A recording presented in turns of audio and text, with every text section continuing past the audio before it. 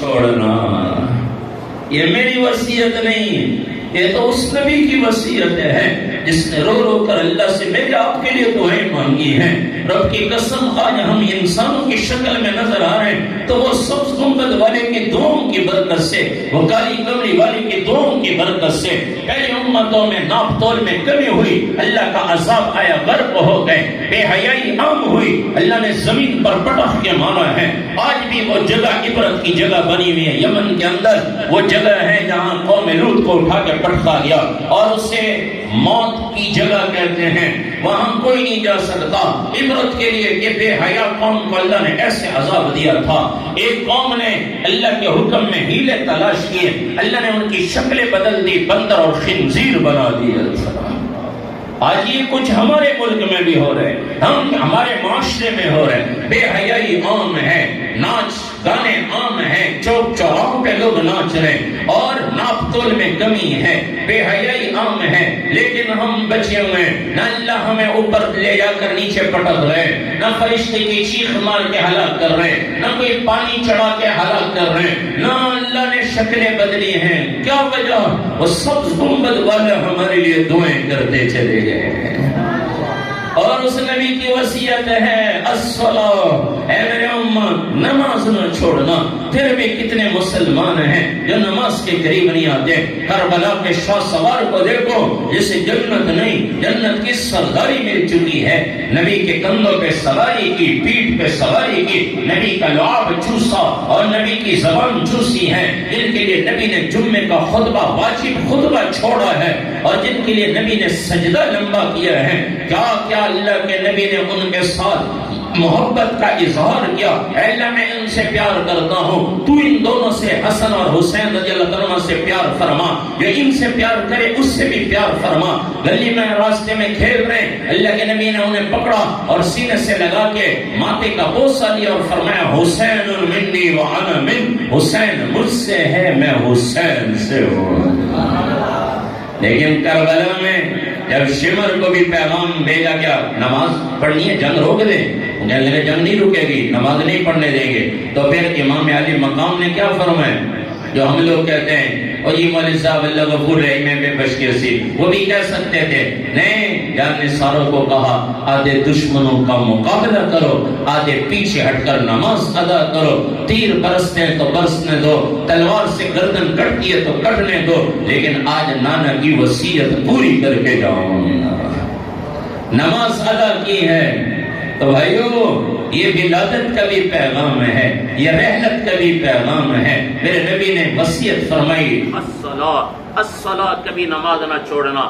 آج سے سارا مجمع وعدہ کریں انشاءاللہ ہم ہر حال میں نماز ادا کریں۔ یہ میرے نبی کی وصیت ہے، میری نہیں، میرے نبی کی وصیت۔ اور گھر والوں کو بھی کہیں نماز پڑھیں، اپنے دوست احباب کو کہیں نماز پڑھیں، میرے نبی کی وصیت سب کو سنائیں، یہ ہمارے نبی کی وصیت ہے۔ اور لوگوں کو کہیں آؤ نماز کا وقت ہو جائے، ان کو کہو آؤ نبی کی آنکھ کو ٹھنڈک پہنچائیں۔ میرے نبی نے فرمایا جعلت قرۃ عینی فی الصلاۃ، میری آنکھوں کی ٹھنڈک نماز میں ہے، تو کریں گے انشاءاللہ۔ اور تیسرا بڑا پیغام، حضرت حلیمہ سعدیہ رضی اللہ تعالیٰ عنہ آئی ہیں، بچوں کو لے لیں، باقی عورتوں نے بچے لے لیے واپس چلی گئیں۔ حلیمہ سعدیہ کا اپنا بیٹا بھی ہے، اللہ کے نبی کو بھی گود میں لیا، شام کو دودھ پلانے لگی تو حلیمہ سعدیہ نے اللہ کے نبی کو چھاتی کے ایک طرف لگایا، اللہ کے نبی نے دودھ پیا، پھر آپ نے اندر سے ہٹا کر چھاتی کے دوسری طرف لگایا، تو میرے نبی نے منہ نہیں لگایا ہے، میرے نبی نے منہ نہیں لگایا۔ کیا پیغام تھا کہ یہ چھاتی کے دوسری طرف کا دودھ میرے دوسرے بھائی کا ہے، حلیمہ سعدیہ کا دودھ پیتا بیٹا، اللہ کے نبی کا رضائی بھائی، یہ میرے اس بھائی کا حق ہے، میں کسی کا حق نہیں کھانے آیا ہوں۔ آج کیا ہم یہ پیغام ہم سمجھے ہیں؟ نبی کی ولادت تو بیان کر لیتے ہیں، رحلت بھی بیان، سیرت بھی بیان، اخلاق بھی بیان، میرے نبی سبق کیا دے کر گئے ہیں۔ کتنے ایسے مسلمان ہیں جو اوروں کے حق کھا کر بھی کہتے ہیں عشق رسول میں موت بھی قبول ہے، نہیں نہیں، یہ موت بھی منہ پر مار دی جائے گی اگر کسی کا حق کھا کر گئے ہیں، کسی کا حق نہ کھائیں۔ پھر میرے اور آپ کے نبی آخری وقت، آپ آخری ایام ہیں، اور 1 ہفتہ یا 5 دن پہلے 7 کنووں کا پانی منگوایا اور اللہ کے نبی نے ان 7 کنووں کے پانی سے غسل فرمایا. ظہر کی نماز کا وقت ہے، صحابہ نماز کے انتظار میں بیٹھے ہوئے ہیں اور اللہ کے نبی اپنے حجرے سے تشریف لاتے ہیں. اللہ کے نبی ممبر پر آئے ہیں، مصلی پر نہیں آئے، اور آپ ممبر پر تشریف فرما ہوئے. اور پھر میرے نبی نے فرمایا، لوگو میں تمہارے اندر ایک زندگی گزار کر جا رہا ہوں، میں نے اگر کسی کا حق لیا ہو آ کر مجھ سے حق لے لو، قیامت کے دن میں حق نہیں دے سکتا. ہمارے نبی نے کبھی کسی کا حق کھایا ہے؟ بلکہ اللہ کے نبی کو لوگوں نے تکلیفیں پہنچائی ہیں. اللہ کے نبی نے کبھی کسی کو، انس رضی اللہ تعالیٰ عنہ فرماتے ہیں میں نے 10 سال خدمت کی اللہ کے نبی کی، کبھی میرے نبی نے مجھے اف تک نہیں کہا. آج ملازموں پہ کیسے لوگ 1 گھنٹے کے لیے، ابھی ہمارے جاننے والے ان کے کسی نے کہا جی میں کہنے پہ ہمارے بیٹے کو ملازم رکھ لیا تو 1 بوتل پی لی چائے کے ساتھ انہوں نے نوکری سے نکال لیا، جی یہ ہمارے یہاں رہنے کے قابل نہیں. اور میرے نبی 10 سال خادم کو کہہ رہے ہیں. کتنے ایسے ہیں جو اپنے چھوٹے بچوں کو گالیاں دیتے ہیں، مستری وغیرہ، اور اپنے نوکروں پر ظلم کرتے ہیں، خادموں پر ظلم کرتے ہیں. اور میرے نبی کے اخلاق دیکھو، جس نے اف تک نہیں کہا کبھی خادم کو. وہ اللہ کے نبی فرما رہے لوگو قیامت کے دن یہ نہ کہنا یہ تو اللہ کے نبی تھے، ہم حق مانگتے تو کیا کہیں گے. اللہ کے نبی فرما رہے آج کے دن مجھ پر سب سے زیادہ احسان اس آدمی کا ہوگا جس کا میرے اوپر حق ہے اور وہ آ کر مجھ سے اپنا حق لے لے. میں اللہ کے پاس اس حال میں جانا چاہتا ہوں کہ میرے اوپر کسی کا حق نہ ہو. اور آج ہم نے کیا نبی کی اطاعت بھی کی، کلمہ نبی کا پڑھا، ایک دوسرے کے حق کھانے کو ہم اپنے عقل مندی سمجھنے لگے، مسلمان کو دھوکے دینے کو عقل مندی سمجھا جانے لگا. ماں باپ کے حق سے اتنی لاپرواہی ہو رہی ہے. آج کے زمانے میں یہ سوشل میڈیا کا دور ہے، روزانہ ویڈیو آئی ہوتی ہے، کوئی نوجوان اپنے باپ کو مار رہے ہیں، کوئی قتل کر رہے ہیں پیسوں کی خاطر. ہمارے جاننے والے وہ ان کے رشتہ دار کہنے لگے ان کے بیٹوں نے، کوئی ایک ڈاکٹر ہے، وکیل ہے، اور بھی ایسے افسر ہیں، تو ان کی زمینیں تھی، کہنے لگے رات کا وقت باپ کو باندھا اور اوپر پستول رکھا اور کہنے لگے یہ زمینیں بیچو اور ہماری یہ فرمائش پوری کرو. پچھلے دنوں ڈیرہ غازی خان ہمارے علاقے میں، ڈیرہ غازی خان میں ماں نماز پڑھ رہی ہے اور جوان بیٹا کلاڑی لے کے ماں کے ٹکڑے کر رہا ہے. یہ حالات کیوں بنے ایسے؟ ماں باپ کی نافرمانی. میرے نبی نے فرمایا باپ کی رضا میں اللہ کی رضا ہے، باپ کی ناراضگی میں اللہ کی ناراضگی. باپ راضی ہے تو اللہ راضی، باپ ناراض ہے تو اللہ ناراض. اور میں نے ان آنکھوں سے دیکھا، اللہ کے نبی نے حدیث فرمایا، سچ فرمایا اللہ کے نبی نے. اللہ کے نبی نے فرمایا 2 آدمی ایسے ہیں جن کو دنیا میں بھی سزا ملتی ہے، آخرت میں الگ ان کے لیے عذاب ہے.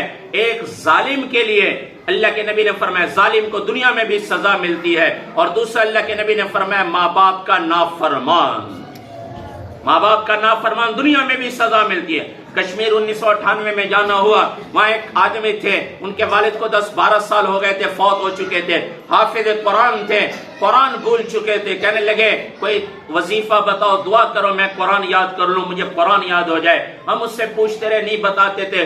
آخر ایک دن ہم 2 بندوں نے اسے زور دیا، ہم نے کہا وجہ کیا ہے، کیا وجہ ہوئی کہ آپ اتنی یاد بھی کرتے یاد نہیں ہوتا. کہنے لگے ایک مرتبہ میرے والد نے مجھے کوئی بات کی، میں نے غصے میں آ کے انہیں کوئی بات کر دی، سخت بات کر دی، تو والد کے آنکھوں میں ایک دم آنسو آ گئے.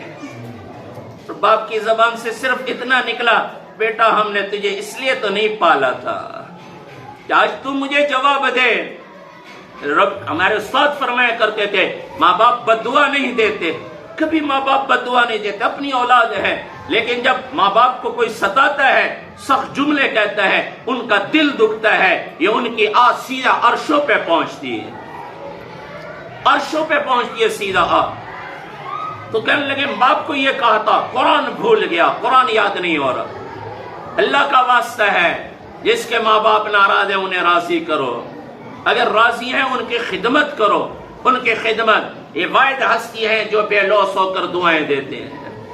حضرت ابو ہریرہ رضی اللہ تعالیٰ عنہ علماء تشریف فرمائے، ان سے بہت ساری روایات مروی ہیں، حدیثیں بہت زیادہ، حالانکہ نبی کا زمانہ تھوڑا ملا، 4 سال یا 5 سال کا زمانہ ملا ہے. اور حدیثیں اتنی زیادہ ان سے مروی ہیں. کیا وجہ؟ علماء نے بہت ساری وجہ لکھی. ایک یہ وجہ بھی، جب گھر سے نکلتے تھے ماں کے پاس جاتے تھے اور ماں سے کہتے کوئی بات، کوئی کام وغیرہ تو نہیں؟ وہ کہتے کوئی کام نہیں. اچھا فلانی جگہ جا رہا ہوں، ٹھیک ہے بیٹا جاؤ. دعائیں دیتی ہے ماں، دعائیں دیتی ہے باپ، دعائیں دیتا ہے انہیں بتاؤ میں فلانی جگہ جا رہا ہوں. واپس گھر آتے تھے پہلے ماں کے پاس آتے تھے، ماں کوئی کام تو نہیں، ماں دعائیں دیتی تھی اور اسی کی دعاؤں کی برکت سے یہ اللہ نے دنیا میں دکھایا. اتنی زیادہ حدیثیں مروی ہے، حدیثیں پڑھائی جا رہی ہیں، ان پر عمل ہو رہا ہے. حضرت ابو ہریرہ رضی اللہ تعالیٰ عنہ کا نیکیوں کا کھاتا قیامت تک کھلا ہوا ہے. تو بھائیو، ماں باپ کا ادب احترام، ان کے ساتھ اچھا سلوک، اور اگر دنیا سے چلے گئے تو ان کے لیے روزانہ کچھ نہ کچھ پڑھ کر بخشنا. پھر اس کے بعد رشتہ داروں کا حق. رشتہ داروں کا حق، اللہ کے نبی صلی اللہ علیہ وسلم نے فرمایا جو چاہتا ہے مال میں برکت، عمر میں برکت، مال بھی زیادہ ہو عمر بھی لمبی ہو، میرے نبی نے فرمایا اسے چاہیے کہ وہ صلہ رحمی کرے، رشتہ داروں سے اچھا سلوک کرے. آج تو رشتہ دار آپس میں لڑے ہوئے ہیں، بھائی بھائی میں آپس میں ٹکرائے ہوئے ہیں. اس کی خاطر مظفر گڑھ میں ایک مرتبہ ایک جنازہ پڑھانے کا مجھے فون آیا کہ جی وہ والدہ فوت ہو گئی، جنازہ پڑھا دیں. میں جنازہ 10 بجے تھا، میں وہاں 9 بجے پہنچا. دوستی تھی، میں نے کہا چلو پہلے چلے جائیں. تو وہ کہنے لگے، مجھے ایک طرف لے گئے، کہنے لگے والدہ رات کو فوت ہوئی ہے اور چھوٹا بھائی ابھی تک والدہ کے پاس نہیں آیا ہے. رات کو فوت ہوئی اور ابھی تک نہیں آیا. آپ اگر جا کر تھوڑی منت کر لیں. میں گیا ان کے پاس اور ان سے بات کی. میں کہا بھائی آپس میں مل جائیں تو اس سے کیا جو ہے کسی کی عزت پہ کیا اثر پڑتا ہے. میں نے فوراً جا کے اس کے پاؤں پہ ہاتھ رکھ دیا. تو میں کہا اللہ کا واسطہ، پاؤں پہ ہاتھ، یوں پگڑی اتاری. کہنے لگے مولوی صاحب یہ کیا کر رہے ہیں؟ میں نے کہا بھائی کا واسطہ، بھائی ہے، ماں ہے، ارے دنیا ہے گزر جائے گی، کسی کی دنیا کسی کے لینے سے کم نہیں ہوتی. ایک آدمی مجھے کہنے لگا اگر کوئی کسی کا مال چوری کر لے اور یا ڈاکہ ڈال دے یا دھوکے سے یا ظلم سے کسی کے مال لے لے تو کیا خیال ہے جس کا مال چھینا گیا اس کے رزق میں کمی آتی ہے؟ میں نے کہا یہ کئی حدیث میں نہیں کہ اس کے رزق میں کمی آئی، بلکہ جو رزق لکھا ہے وہ مل کر رہے گا. کہنے لگے اچھا جس نے لوٹا ہے، ظلمن لیا ہے کسی کا مال، کیا اس کے رزق میں زیادتی ہو گئی؟ میں نے کہا رزق میں زیادتی نہیں ہوتی، بلکہ جو رزق لکھا ہے وہی ملے گا. لیکن جس کا چھینا گیا وہ اللہ کے ہاں مظلوم بن کر کھڑا ہوگا، اور جس نے چھینا ہے ظلمن یا چوری یا ڈاکے سے وہ قیامت کے دن اللہ کے سامنے ظالم بن کر کھڑا ہوگا. تو وہ کہنے لگا چھوٹا ان کا بھائی، کہنے لگے میں نہیں آؤں گا، پہلے میرے والد فوت ہوئے ہیں، یہ بڑے بھائی نے ساری زمین اپنے پاس لے لی، ہمیں وہ جو ہے پیچھے کی زمین دے دی اور دی بھی تھوڑی ہے، اور جو ہے یہ معاملہ ہے، میں نہیں آتا. میں نے کہا یہ تیری والدہ ہے جس نے اتنی تکلیفیں برداشت کی ہیں، تجھے جنتے ہوئے اور موت تک ماں کے ہاتھ سے بچے کے پیشاب پخانے کی بدبو نہیں جاتی. تیرے پیشاب پخانے جس نے صاف کیے تھے آج اس کا جنازہ ہے، اس کا حق نہیں بنتا. اور یہ تو یہ جائیدادیں بھائی وغیرہ نے لی ہے، دے دو ان کو، اللہ کی قسم اللہ تجھے اور زیادہ عطا کرے گا. تو کوئی اللہ کے فضل سے میری بات سے آیا واپس اور پھر بھائیوں میں صلح ہوئے. اللہ کا واسطہ ہے، رشتہ دار ناراض ہیں، بھائی ناراض ہیں کسی معاملے پہ، بھائی کو کہہ دو تو دنیا لے لے، مجھے دنیا نہیں چاہیے. رب کی قسم یہ خونی رشتے کی دنیا میں کوئی قیمت کوئی نہیں، خونی رشتے کی کوئی قیمت کوئی نہیں. اور جو اللہ کی رضا کے لیے، ہاں میں اللہ پر معاملہ چھوڑتا ہوں. کسی مسلمان نے حق لیا ہے، میرے نبی نے فرمایا جو حق پر رہتے ہوئے لڑائی چھوڑ دیتا ہے حق پر لڑائی چھوڑ دیتا ہے، اللہ کے نبی نے فرمایا میں اللہ کا نبی ضمانت دیتا ہوں میں جنت کے درمیان میں محل لے کر دوں گا. جنت کے درمیان میں محل. لڑائی جھگڑا چھوڑو. مسلمان سے لڑائی جھگڑا ہے، اسے کہو بھائی یہ میرا حق بنتا ہے مجھے دے دو. اگر نہیں دیتا، پہلا کام ہمارے نبی نے معاف کیا ہے. ہمارے نبی کی عادت تھی سب کو معاف کیا. آپ معاف کر دیں. اگر معاف نہیں کر سکتے تو پھر لڑائی جھگڑے سے بچیں، اللہ پر چھوڑ دیں. اللہ کے نبی نے فرمایا حق پر رہتے ہوئے لڑائی چھوڑ دے گا میں جنت میں محل لے کر دوں گا. تو بھائیو ماں باپ کا ادب احترام، رشتہ داروں سے اچھا سلوک. اللہ کے نبی نے فرمایا رشتے توڑنے والے کی نہ توبہ قبول ہے نہ دعا قبول ہے.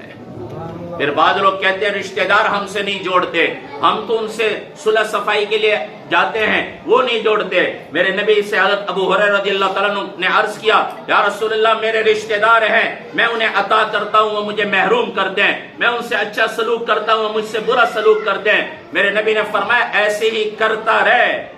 میرے نبی نے یہ نہیں فرمایا رشتہ توڑ دے، نہیں، یوں ہی اچھا سلوک کرتا رہے رشتہ داروں کے ساتھ، وہ تجھے تیرے ساتھ برا سلوک کرے پھر بھی اچھا سلوک کر۔ اللہ کے نبی نے فرمایا جب تک تو ایسے کرتا رہے گا اللہ کی طرف سے ایک فرشتہ تیری مدد کرتا رہے گا۔ اللہ کا واسطہ ہے رشتے جوڑو توڑو نہیں۔ مال جائے باڑ میں، دنیا کی چیزیں جائے باڑ میں۔ آج تو ووٹ کی خاطر رشتہ دار آپس میں لڑے ہوئے۔ مظفر گڑھ میں 2018 میں رات کو مجھے فون آیا، میں اکثر موبائل تو سائلنٹ پہ لگا لیتے ہیں کیونکہ سفر ہوتے ہیں، پھر تھکاوٹ ہوتی ہے، اور نیند میں کوئی فون آ جائے بعض مرتبہ نیند ہی اڑ جاتی ہے، ایسے فون بھی آ جاتے ہیں۔ قدرتی اس دن میں آیا تھکا ہوا لیٹ گیا، نیند آ گئی تھی، رات کو 12 بجے فون بار بار بج رہے، گھر والے نے اٹھایا، میں نے دیکھا ایک جاننے والے، ان کا پتہ نہیں کوئی شاید اہم ضرورت پیش آئی ہوگی، میں نے فون اٹھایا، کہنے لگے مولوی صاحب آپ آ سکتے ہیں ہمارے گھر؟ میں نے کہا اس وقت رات کو کیا معاملہ؟ کہنے لگے بس آپ آ جائیں تو بتاتا ہوں۔ میں نے کہا کوئی فوتگی تو نہیں ہوئی؟ کہنے لگے نہیں، کوئی اور معاملہ ہے۔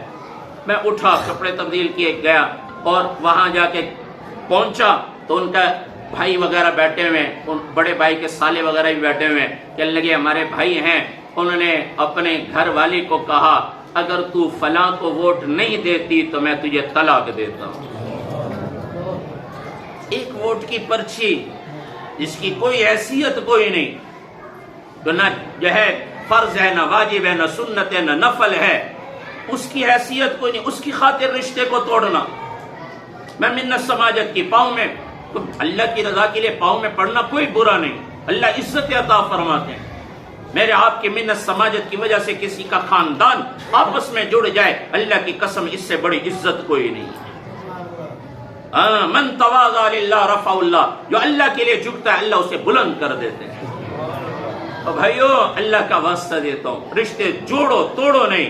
مسلمان کا حق لیا ہے واپس کر دو، ایک دن تو موت آئے گی، اور پھر موت کے بعد قیامت کے دن بدلہ لیا جائے گا، جس کا حق لیا ہے وہ دینا پڑے گا۔ لوگ کہہ دیتے ہیں شاید بعد والے ادا کر دیں گے، آج ہم لوگ کا حق کھا جاتے ہیں۔ میں ایک جگہ جنازہ پڑھانے گیا، جنازے میں جیسے اعلان کرتے ہیں بھائی مرنے والے نے کسی کا لین دین ہو تو پھر بعد میں کر لینا۔ میں جنازہ پڑھ کے واپس آنے لگا تو آگے آیا تو ایک آدمی آگے آیا، کہنے لگے مولوی صاحب میں اعلان کروا دیں کہ بھائی گننا دیونا ہے، جو ہے گن گنا ہے۔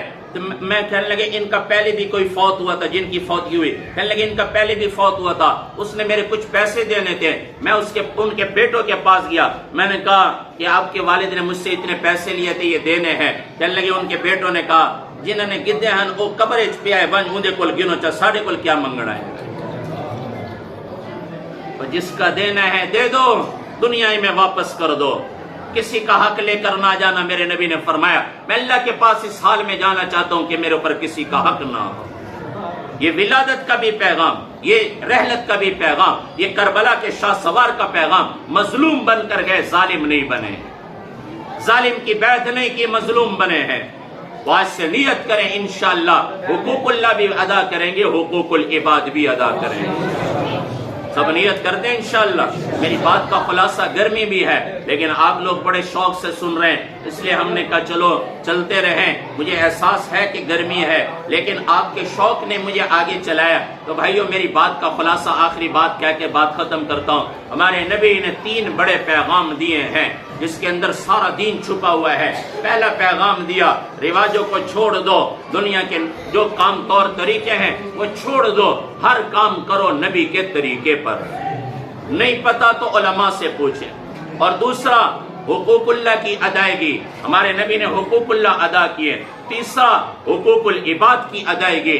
اللہ کی قسم اگر یہ 3 کام ہم آج سے کرنے لگ گئے دنیا میں بھی بہاریں آئیں گی، آخرت میں بھی عزتیں ملیں گی۔ سب نیت کرتے ہیں انشاءاللہ۔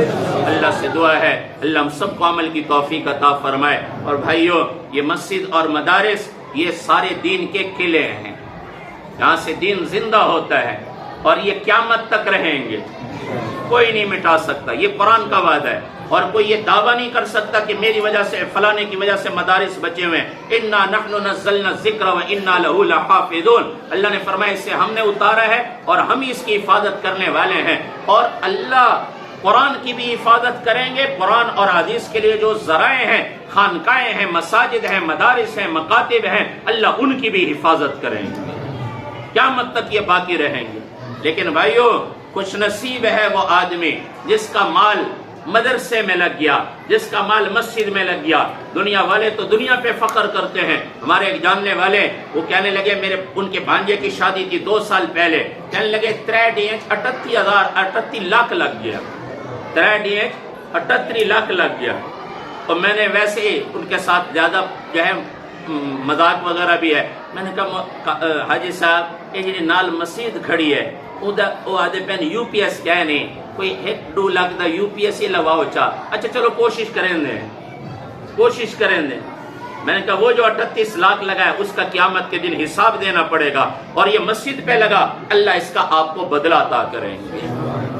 یہ آخرت کا بینک ہے۔ ہم کہتے ہیں نا بینک میں پیسہ رکھو تاکہ کام آ جائے، اور پھر آدمی آگے بھی تو جاتا ہے، مر کے آخرت میں جانا ہے، تو آخرت کا بینک کون سا ہے؟ وہاں بھی کبھی ہم نے سوچا چلو آخرت میں کام آئے گا، یہاں کے لیے تو سوچ رہے ہیں بینک میں رکھ دو کام آ جائے گا۔ آخرت کا جہاں میں نے جانا ہے کوئی پتہ نہیں، اچانک موت آ جائے اور دنیا سے رخصت ہو جائے، اور دنیا ہی میں یہ پیسہ رہ جائے، کروڑوں روپے لگا کے ٹائٹینک دیکھنے جا رہے ہیں اور موت نے پکڑ لیا، لاکھوں کروڑوں روپے میں موت خرید رہے ہیں، اور اللہ کے نام پہ وہ تو اللہ کے نام پہ بھی ادارے چلا رہے ہیں۔ یہ تو ایک عبرت کے لیے کہ وہاں بھی تو پیسے لگ جاتے ہیں، لیکن اللہ کی قسم جو مال مدرسے اور مسجد میں لگا یہ آخرت کے بینک میں جمع ہو گیا، اور اللہ اس کا کئی گنا بڑھا کر اللہ اجر عطا فرمائیں گے۔ بھائیو، یہ آپ کے سامنے مدرسہ ہے، آپ کے مولانا ساجد صاحب یہاں پہ ماشاءاللہ فرائض سر انجام دے رہے ہیں، اور کافی بچے مسافر بچے بھی ہیں، 25 کے قریب مسافر بچے، 150 یا اتنے اور بچے ہیں جو صبح شام پڑھنے آتے ہیں، تو ان کی ضروریات ہیں۔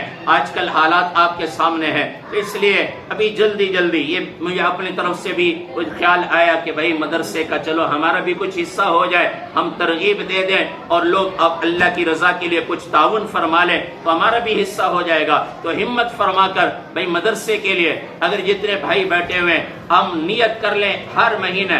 ابھی کل پرسوں ایک جگہ بیان تھا، وہ کہنے لگے ہمارے مدرسے کے اخراجات 1 مہینے کے 1.5 لاکھ روپے ہیں، 700-800 کا مجمع ہوگا کم از کم۔ تو میں نے کہا اگر 150 آدمی نیت کر لے کہ ہم نے ہر مہینے 1000 روپیہ دینا ہے، 1000 روپیہ، بجلی کے بل تو دینے ہی پڑتے ہیں، سوئی گیس کے بل بھرو نہیں تو میٹر کٹ جائے گا، اور اگر ہم اللہ کے نام پہ دے دیں اللہ کی قسم اللہ باقی جگہ خرچ کرنے سے حفاظت فرما لیں گے۔